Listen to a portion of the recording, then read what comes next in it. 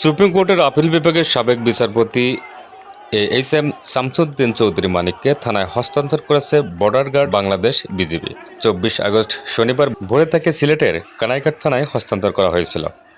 হস্তান্তরের পর বেলা 11:30টার দিকে তাকে কঠোর নিরাপত্তার মধ্য দিয়ে আদালতে নিয়ে আসা হয়। আপনারা দেখতে পাচ্ছেন যে বিক্ষিপ্ত জনতা তার উপরে ডিম নিক্ষেপ করছে, এতটা বিরক্ত, এতটা তার প্রতি আক্রমণাত্মক যে তার কার্যকলাপে দেশের মানুষ কতটা অতিষ্ঠ, অসন্তোষ সেটা বোঝা যাচ্ছে এই দৃশ্যটা থেকে। পুলিশ বেশ হিমশিম খেয়ে যাচ্ছে সাধারণ জনগণের মধ্য দিয়ে তাকে নিরাপত্তার মাধ্যমে নিয়ে যাওয়ার জন্য চেষ্টা করছেন, কিন্তু বিক্ষুব্ধ জনতার মুখ থেকে তাকে নিয়ে যাওয়াটা অনেকটা কষ্টসাধ্য হয়ে পড়ছে পুলিশদের। আপনারা জানেন, গত শুক্রবার অবৈধভাবে সিলেটের কানাইঘাট সীমান্ত দিয়ে ভারতে পালিয়ে যাওয়ার সময় তাকে আটক করে বিজিবি।